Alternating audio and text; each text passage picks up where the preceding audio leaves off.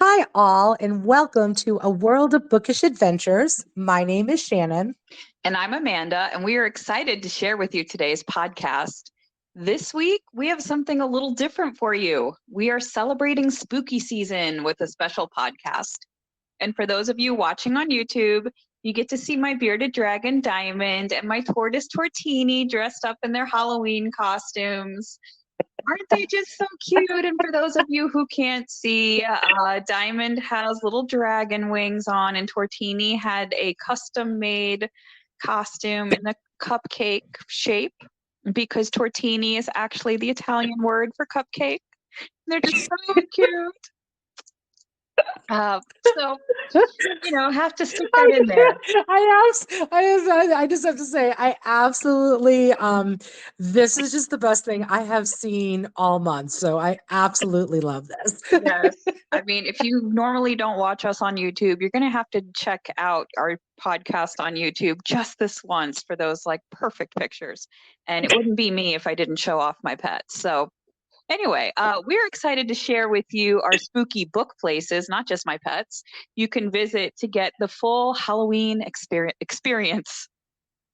I love this. Okay, so now I got to share the Halloween pics of my black lab, Athena, with everyone. Last year, I dressed her up as a princess because, I love dressing her up. I think she tolerates it, but I'll have to share this year's pics with you as we're recording this a little early. I haven't chosen her Halloween costume yet, but it will be there and you guys will see it in all of her glory. So, having said that, yes, I am so excited about sharing all of these adventures with you from a spooky bookish experience because, at least for mine is open all year round. So, you can go anytime you want to participate in a little spooky fun.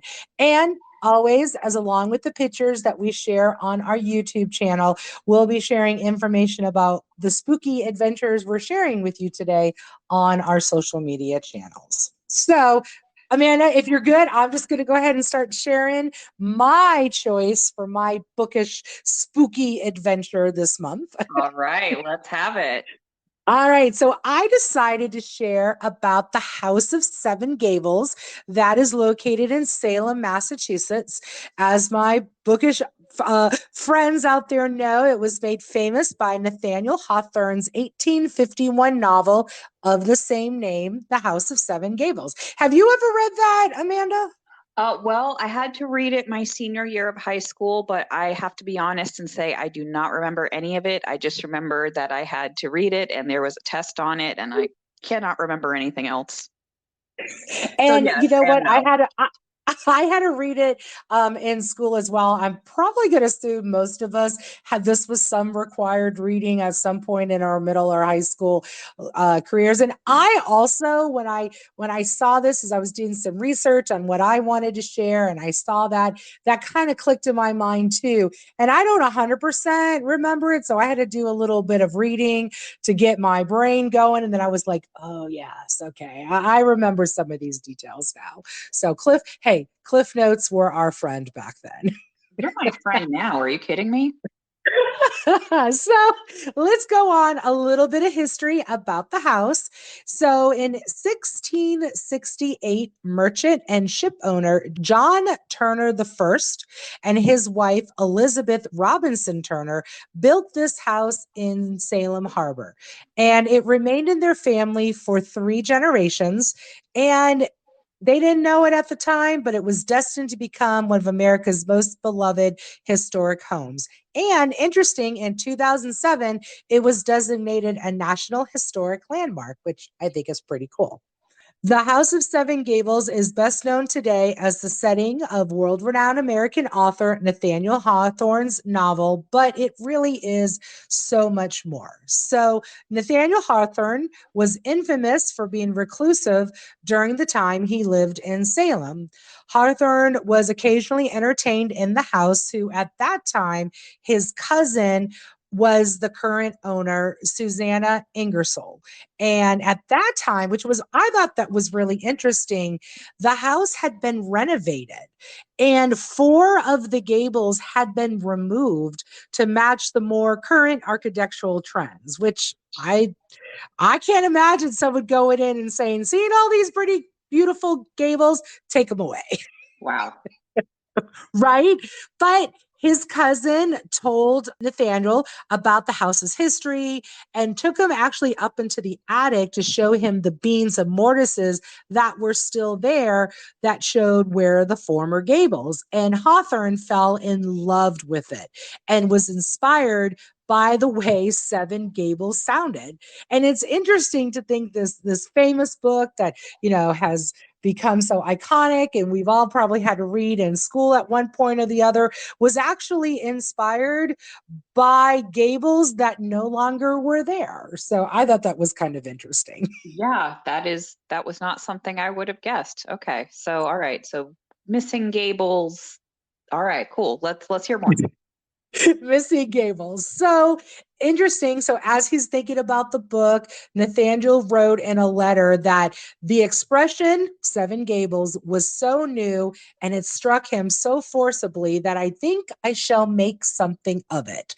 And that was kind of the start and the inspiration behind the novel, The House of Seven Gables. So, I guess that just tells us, especially our authors out there that are listening or hope to be authors that are listening out there, you just never know where you're going to get inspired.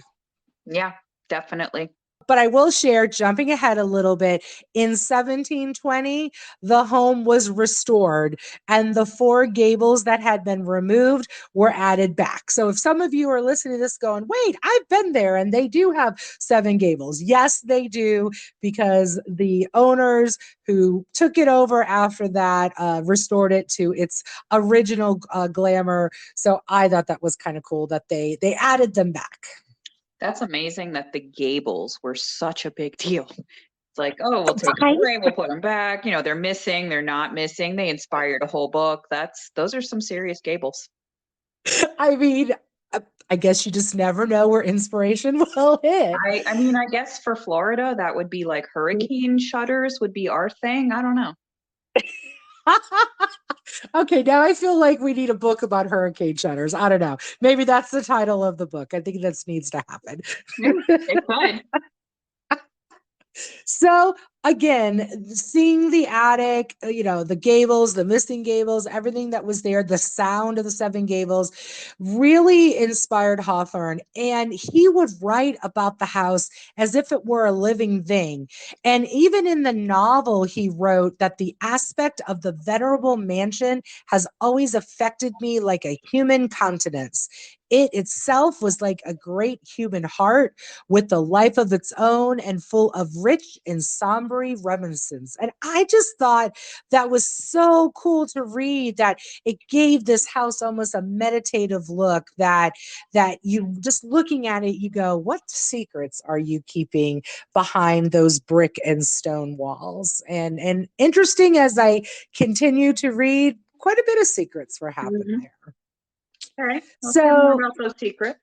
Yeah. So finishing up, just to kind of finish the process, that Hawthorne, as he began writing, compared the construction of his book to that of an actual house. And in January 1851, he wrote his publisher that he was almost finished, that he was just hammering away a little on the roof and doing a few odd and end jobs that were left incomplete. He sent the finished manuscript by the end of that month. And in 1851, The House of Seven Gables was published. So a little bit about the house and a little bit of background on why it inspired Nathaniel so much. And if you've read the book, or if you remember reading the book, Nathaniel Hawthorne described this house as dark and ominous and weather beating and terrible disrepair. But today, you're not going to see the version of the house as I just shared. It's been restored to its original grandeur of the Seven Gables. But interesting, there are so many stories about this, about a curse, about paranormal activity, that it almost relates to that dark and underbelly that he wrote about in his story. So let's dive in a little bit of the paranormal, ghostly adventures and curses that follow this house. Author Rosemary Ellen Gully of Haunted Salem wrote that the house was a ghostly reminder of shipping fortunes made and lost, and the bust and the curse is often blamed on the witch trials of 1692. And that's because Nathaniel Hawthorne's great grandfather, John Hawthorne, was a judge during the Salem witch trials. And records show that he pretended to have a little bit of sympathy for the accused witches, but he clearly has stated that he's never regretted his involvement in their trials and in their executions, and has never expressed any type of remorse during the trials or even after the trials. And it's been said that he truly believed evils of witchcraft and thought that it was a real threat to the population of Salem. So he felt he was doing his due diligence by doing what he did. So interesting, this whole curse that kind of goes along with the family and in the house really stems from those 1692 witch trials, which are very infamous and known for Salem to be. Well, that, hearing that as a social worker, I'm like, oh no, that's a terrible abuse of power. But okay. So keeping it in the context of literature, please continue. Let's hear more about the curse. Yes. Now, if we want to start a podcast of the social ramifications of books in history, that I think would be a great starting point. But for now, Absolutely. We're keeping in context of the literature. Book. Do the thing. Let's hear it. So interesting. Inside the house, there was a secret staircase that at one point nobody knew about, and then it was found out about, and then everybody knew about it, and then the staircase was removed. But then as the house was being built back and remodeled to its original state, the secret staircase, which I guess is no longer a secret staircase, was returned. And it's interesting that the history was that the staircase was built by John Turner Jr. so that if in the event any of them were falsely accused of witchcraft, they could have a place to hide. So wow. I thought it was really interesting that the children of the family of these, judges who accused witches were so afraid of being falsely accused that they built hidden staircases in their homes to hide from. So that was just very weird to me, and very coincidental, I don't know, on some levels. I mean, they probably could see how unhinged the judges were to feel that way. So I don't blame them. I'd be doing the same thing. Good for them. And now we get cool secret staircases all these years later. Right. So, following the witch hysteria of the late 1600s, the Hawthorne family lost most of their wealth, and even in their high status within society, it just plummeted. And everyone kind of credits this was influenced by the families of the accused witches who sought justice for their dead loved ones. And this family legacy has been shared to be part of the reason this family curse, along with all of the paranormal sightings on the house, has been shared over the years. Wow. Okay. So we're seeing some paranormal things going on there. Do we know what kind? Is it like stuff moving around, full spirit? Yeah, what is it? We're getting there. We're building it up. We're getting there. All right. So Interesting. So by the time Nathaniel was born, and he was born in 1804, this curse that has plagued his family had not been lifted. Everyone believed that the curse was still there, and now it was following generation after generation. And this idea kind of like influenced him again. And when he wrote his debut novel, The Scarlet Letter, which I'm sure we all are aware of that as well. But when he wrote his debut novel, The Scarlet Letter, he actually took time to apologize for his family involvement in the Salem witch trials. So maybe he was trying to hope that he was the one to end this family curse that had been plaguing them for so long. That actually, when you put it that way, I can really see the tie-in between witch trials and the Scarlet Letter. You know, for people who have read that and what that's about, and how the main character in that book had to bear, you know, not a literal curse, but you know, society's horrible expectations. That's interesting. I can see there's a historical redemption arc going on there. Yeah, and I thought, as I was doing reading and kind of seeing all of these crossovers, it just was interesting that the first two books from Nathaniel Hawthorne were kind of dealing with, like you said, apologizing how society can blame and cause curses and death and all these things to members of their community that they don't understand, which, I mean, I don't think we've changed that much as a society all these generations later.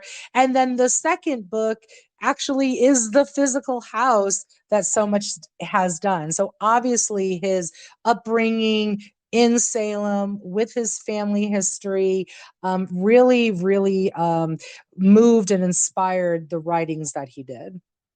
All right, tell us more. So, the famous secret, not so secret, Eddie Moore removed and now put back staircase. Visitors there have witnessed spirits of a man clambering up and down the staircase. Sometimes there's an audible sound of clamoring that's happening. Sometimes it's just a visual apparition that they're seeing.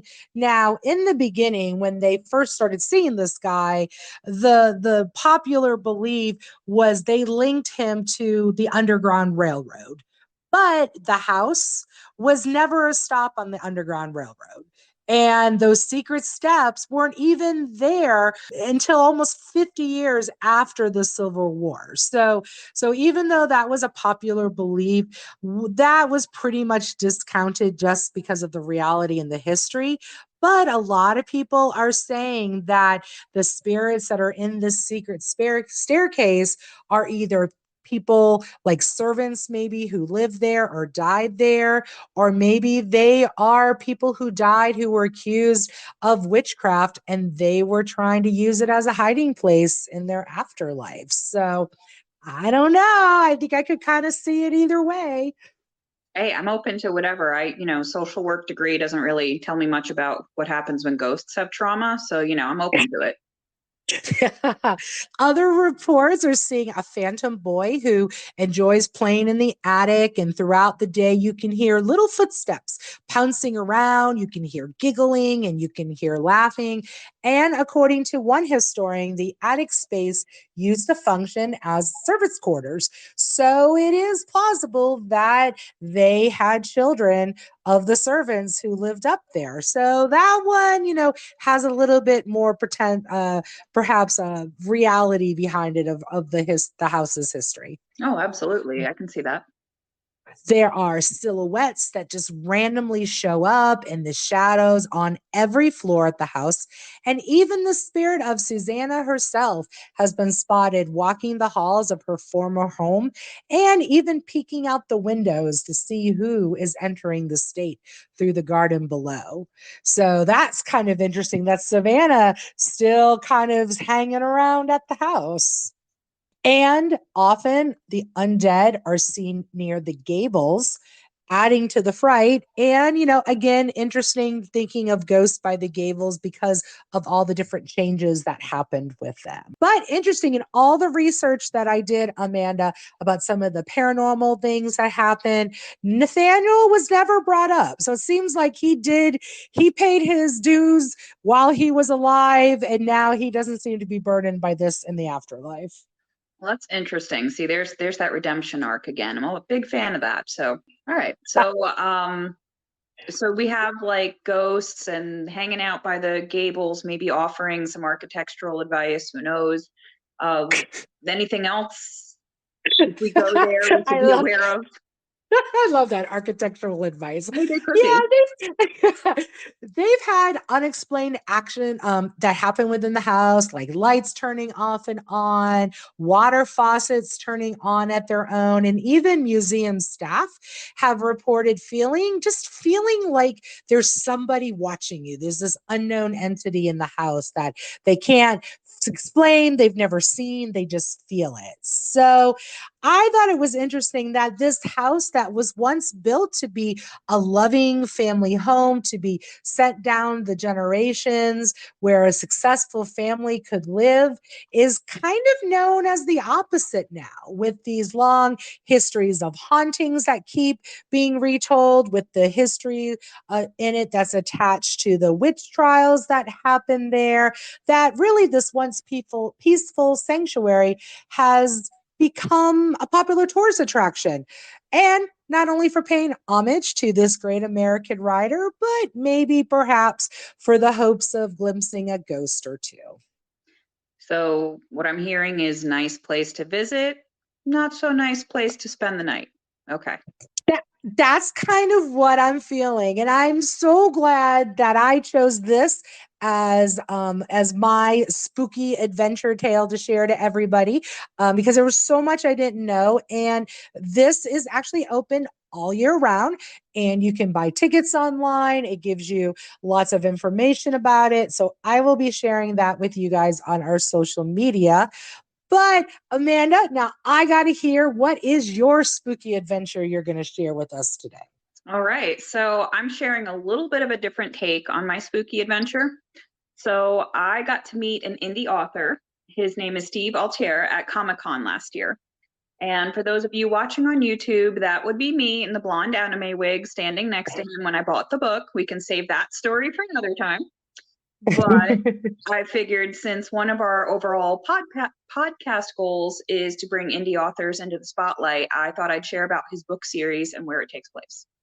I love that. And who knows, maybe we can get him on season 2 and have him as one of our author spotlights. Oh yeah, I think that would be a great idea. He was very, seemed like a very pleasant guy. I'm sure he would be, I'm sure he'd be open to it.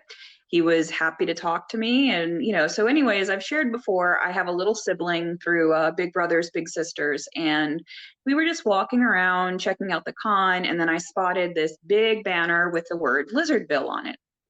So as you can probably tell, I know, right? So as you can probably Yes. tell, since I dress up my beardy in Halloween costumes, I really love lizards. And I'm just like, okay, I got to go check this out. So he was very gracious with my disappointment when he explained the book does not actually have anything to do with lizards. So let's just go ahead and get that out of the way right now. If you were hoping for like this great like lizard story, that's not actually what this is about. But he was very kind and gracious about. I was like, oh darn, as he was talking to me. But the Lizardville series gets its name from a town in Pennsylvania, and that is where the Lizardville stories take place. Is in this little town. So it is a real town, and the town. Wait. I got to interrupt you. Lizardville is a real town. It is a real town in Pennsylvania, and it is a We tiny have to town. go there. We have to go there. Lizardville. Oh my gosh. Yes. So if you're looking on YouTube, I've got like I've got a map, like a Google map picture, and some pictures you're going to see of this is what it looks like. And when I said, okay, why do they call it Lizardville? He said there is a road called Lizardville that goes through the town. I said, okay, why did they call the road Lizardville? He didn't know. So, limited knowledge on that. Um, so anyway, but the lizard part is what caught my attention. But since it's not about lizards, let me, I don't want to give you any spoilers, but I'll let you know what the book series is actually about. Um, so like I said, it's a real place, and this is where these ghost stories take place. And each book in the series is a ghost story that takes place in the town. So for any of you out there who are a little worried, thinking, "Hey, how scary is this?" Just know that this is a YA series, so it's nowhere near Stephen King levels of scary. And I am very easily freaked out. So if I can handle it, I imagine most people can. So yeah, I got through it no problem. So it's spooky, not like horror scary. So that way you can kind of think about, okay, how much can I actually handle, right? Right. And that's good to know because, like, for me, I like a little spooky in my books. Like, I don't necessarily like it in my movies because it kind of freaks me out. So I think that's good. So I appreciate the disclaimer on the spook level for Oh, this. definitely. Yeah. Like I need to know that ahead of time for me. So, um, but so anyway, the first book is based on an unsolved murder in the community and then the hauntings that take place for years afterwards. So there's this group of kids, and of course, the story is centering on this group of kids that go camping and they accidentally stumble upon the spirit world. And then stuff gets really weird really quick. So without giving too much away, because no spoilers, I just want to add I actually really liked how the author ended the first book because it's not at all what I expected. And I always appreciate when authors break out of what feels like a formula in some genres where you expect, like, oh, this is how this type of story is supposed to end. And this author chose to have a different type of ending. I think that there's nothing better than when we're reading a book that just goes in a complete opposite direction.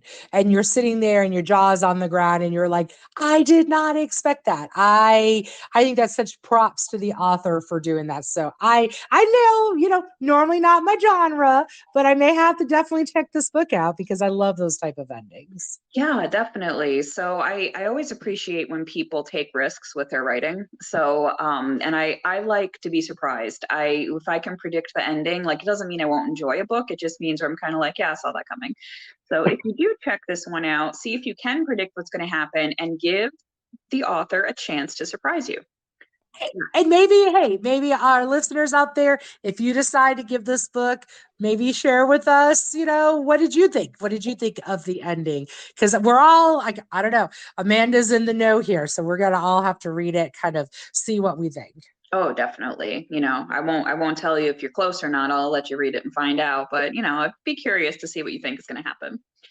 And if you're interested in checking out Steve Altier and the Lizardville series, you can order direct from his website, which is www.stevealtier.com or from Amazon. And as a side note, the first book in his series won the Purple Dragonfly Book Award for Young Adult Fiction. So, and of course, we will post his information and where to order his book on our social media as well. As for the town of Lizardville itself, you can certainly visit since it is a real place, but there's not much there. So I was doing some research, checking it out on Google and everything, and then there's just, it's a small rural town, a very pretty one, but there's just not a whole lot there as far as things to do. So their biggest claim to fame is actually the Lizardville beer store and whiskey bar. So, I mean, why not? Why not? I mean, small town. I don't know. I feel there's a cliche going on there, but why not? Why not? So if you're into that, you can check out some of the beers, ciders, and meads that they have.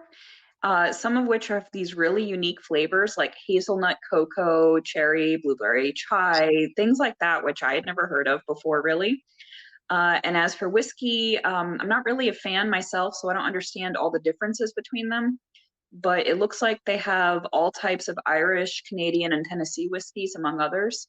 And you can even order them online for delivery as long as you're at least 21 years old. So if you go to Lizardville, you can check out the beautiful mountains and the lakes and the beer and whiskey place. So Amanda, I have to ask. So as you were doing the little research on it, any knowledge, any tidbits of Lizardville?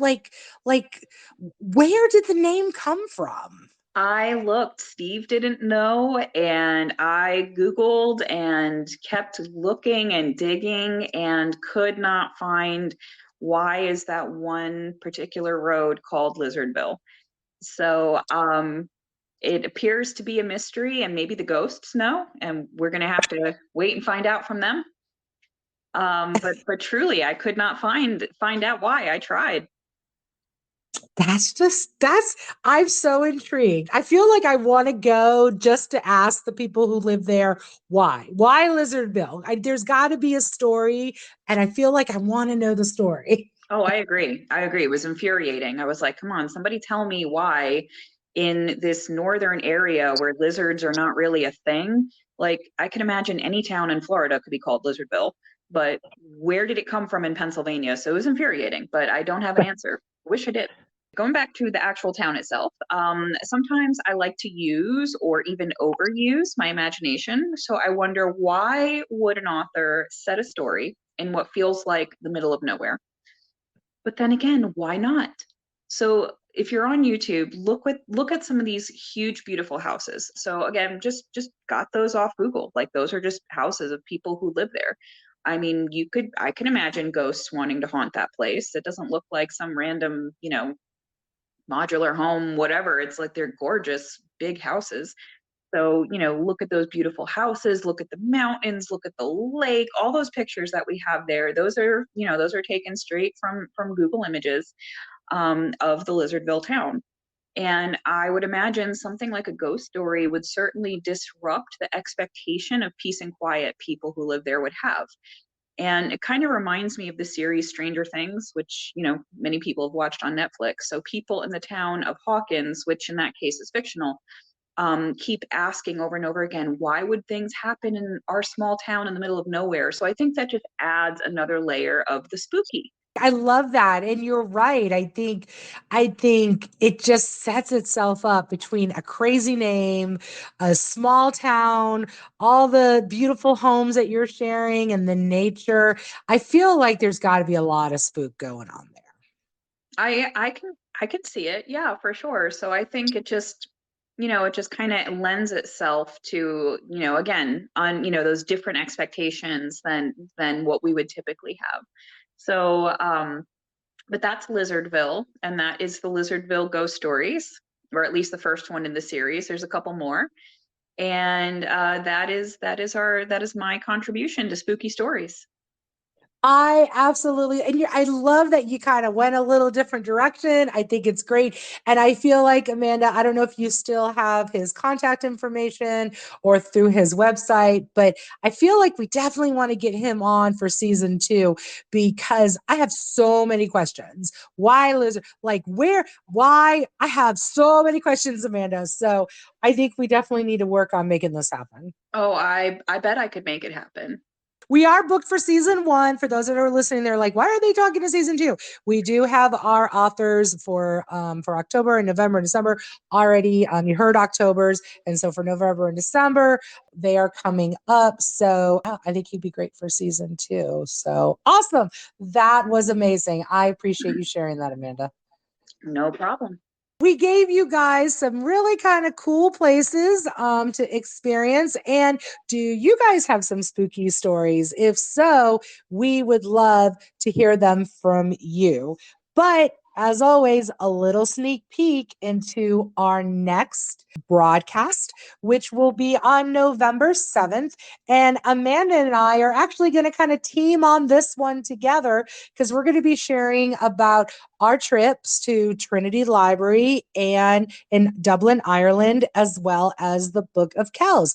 We've both been there at different times. So it's going to be interesting to kind of hear each other's perspectives, share this incredible, beautiful library, as well as the Book of Kells.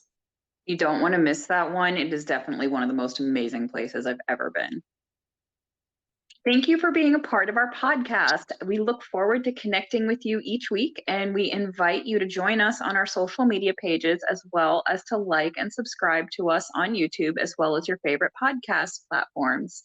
And as always, you can find all of the information in our link tree. And don't forget, this week we're asking you to share your spooky bookish stories with us.